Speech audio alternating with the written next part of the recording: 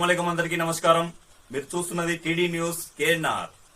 మహిళలకు 33% రిజర్వేషన్ను కల్పించే బిల్లును కాంగ్రెస్, ఇండియా కూటమి పార్టీలు వ్యతిరేకించాయంటూ బీజేపీ పార్టీ శ్రేణులు నేడు అనగా ఏప్రిల్ 18, 2026 రోజున కరీంనగర్ గీతాభవన్ చౌరస్తా, తెలంగాణ చౌక్ వద్ద ధర్నాను చేపట్టి నిరసన వ్యక్తం చేశారు.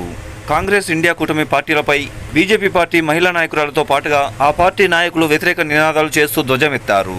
ఈ నిరసన ధర్నా కార్యక్రమంలో బీజేపీ జిల్లా మహిళా నాయకురాలు చొప్పరి జయశ్రీ గారితో పాటుగా పలువురు మహిళా నాయకురాలు, కరీంనగర్ కార్పొరేషన్ మేయర్ కొలగాని శ్రీనివాస్ గారు, deputy mayor why Sunil Rao గారు, బీజేపీ కార్పొరేటర్లు, నాయకులు వాసల రమేష్ గారు, బండారి వేణు గారు, సౌగాని కుమరయ్య గారు, చంద్రశేఖర్ గారు, ఒంటెల సత్యనారాయణ రెడ్డి గారు, మేకల వెంకటేష్ గారు, సాదినేని మునీందర్ గారు, కొండపల్లి సతీష్ గారు, కన్నకృష్ణ గారు తదితర కార్పొరేటర్లు, కంటెస్టర్ కార్పొరేటర్లు, పశ్చిమ జోన్ కన్వీనర్ జాడి బాలరెడ్డి గారు, బీజేపీ జిల్లా స్థాయి, నగర స్థాయి, డివిజన్ స్థాయి, మండల స్థాయి, గ్రామ స్థాయి, జోన్ల స్థాయి, బూతుల స్థాయి అధ్యక్షులు, నాయకులు, కార్యకర్తలు, మహిళా నాయకురాళ్లు ఈ ధర్నాలో పాల్గొని నిరసన వ్యక్తం చేశారు. ఈ కార్యక్రమాన్ని ఉద్దేశించి మేయర్ కొలగాని శ్రీనివాస్ గారు, బీజేపీ మహిళా నాయకురాలు చొప్పరి జయశ్రీ గారు మాట్లాడడం జరిగింది. వారి మాటలోనే విందాము.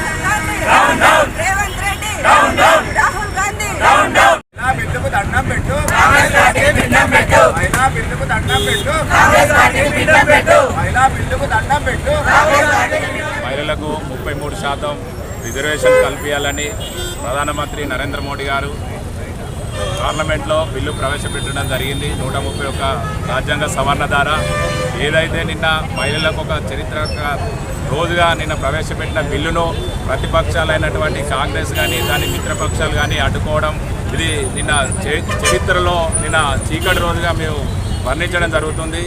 ఈరోజు భారతీయ జనతా పార్టీ జిల్లా శాఖ ఆధ్వర్యంలో ఇక్కడ మేము మహిళా బిల్లును వ్యతిరేకించిన కాంగ్రెస్ పార్టీని ఎండగడుతూ ఇక్కడ ధర్నా కార్యక్రమం నిర్వహించడం జరుగుతుంది.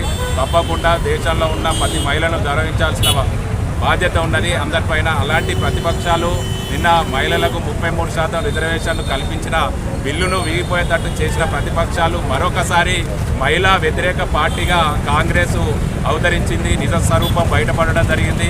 అలాగే దేశ వ్యతిరేక పార్టీగా, మహిళల బిల్లుకు వ్యతిరేక పార్టీగా కాంగ్రెస్ అనేది వాళ్ళ నిజ స్వరూపం నిన్న పార్లమెంట్ సాక్షిగా బయటపడడం జరిగింది. ఇది భారతదేశంలో ఉన్న మహిళలందరినీ అగౌరవపరిచి మీరు సంబరాలు చేసుకుంటున్నారా? ఈ సంబరాలు ఏ రకంగా చేసుకున్నారు? నిన్న వీగిపోయిన బిల్లును మీరు వీగిపోయింది, మహిళా బిల్లు వీగిపోయిందని సంబరాలు చేసుకున్నాడు అంటే మహిళలను కించపరిచే విధంగా మీరు ఈ రకంగా సంబరాలు చేసుకుంటున్న దేశ వ్యతిరేక పార్టీగా, అలాగే మహిళా వ్యతిరేక పార్టీగా మీరు ప్రజలకు క్షమాపణ చెప్పాలి. మహిళలకు, మరీ ముఖ్యంగా మహిళలకు క్షమాపణ చెప్పాలని నేను భారతీయ జనతా పార్టీ తరఫున డిమాండ్ చేయడం జరుగుతుంది. కాంగ్రెస్ గవర్నమెంట్, ఇక్కడ ఉన్న గవర్నమెంట్ కాంగ్రెస్ గవర్నమెంటే ఉంది. మీరు మహిళా వ్యతిరేకంగా ఈ రకంగా వీగిపోయే విధంగా మీరు ప్రవర్తించడం, వాళ్లకు సమాన హక్కులు, వారికి హోదా కల్పించాలి, ప్రాతినిధ్యం కల్పించాలని మోడీ గారు మంచి నిర్ణయం తీసుకొని నిన్న ప్రవేశపెట్టిన బిల్లును మీరు వీగిపోయే విధంగా చేసిరు. ఇది ముమ్ముంటికి మిమ్మల్ని దేశంలో ఉన్న మహిళలు ఎవరు క్షమించరని తెలియడం జరుగుతుంది. మేము ఇప్పటికైనా ప్రతిపక్షాలను కాంగ్రెస్ను డిమాండ్ చేస్తున్నాం. మీరు చేసిన తప్పును గుర్తించి మహిళలకు క్షమాపణ చెప్పాలని మేము డిమాండ్ చేయడం జరుగుతుంది. కాంగ్రెస్ పార్టీ మరియు విపక్షాలు చేసినాయి. ఏదైతే మరి నరేంద్ర మోడీ గారు ఇచ్చిన మాట ప్రకారంగా, మేనిఫెస్టోలో రాష్ట్ర ప్రకారంగా మరి అందరూ వస్తారు, ప్రమాణాలు చేస్తారు, కానీ మాటకు కట్టుబడి ఉండి మరి మహిళల యొక్క ప్రాతినిధ్యాన్ని చట్టసభల్లో పెంచాలనే ఉద్దేశంతో ఒక చారిత్రాత్మక నిర్ణయం తీసుకున్నటువంటి సందర్భంలో మరియు అందరూ మహిళల యొక్క గౌరవాన్ని కాపాడుతూ చట్టసభలో వారి భాగస్వామ్యాన్ని పెంచే దిశగా అందరూ ఐకమత్యంతో ఉమ్మడి సంకల్పంతో నిర్ణయం తీసుకునే తరుణంలో ఇట్లా ఒక సంకల్పంతో ఉన్న దగ్గర ఇక్కడ ఎంత బలహీన పడిపోయినరో సంకల్పంలో ఎంత బలహీన పడిపోయినో ఇక్కడ అర్థమవుతుంది. మరి విపక్ష పార్టీలు అన్నీ ఈరోజు భారతదేశ మహిళలను ఏ దేశమైతే ఏ ప్రభుత్వం అయితే మహిళలను గౌరవిస్తుందో అత్యంత వాళ్ళకి గౌరవం ఇస్తుందో అలాంటి ప్రభుత్వాలే అదైతే కానీ మహిళలకు గౌరవము మహిళల సాధికారత అడ్డుకునే ఎంత పెద్ద పార్టీలైనా కానీ లోపభూయిష్టమే. మరి అలాంటి పని ఈరోజు కాంగ్రెస్ పార్టీ చేసింది. చాలా సిగ్గుచేటు ఇది.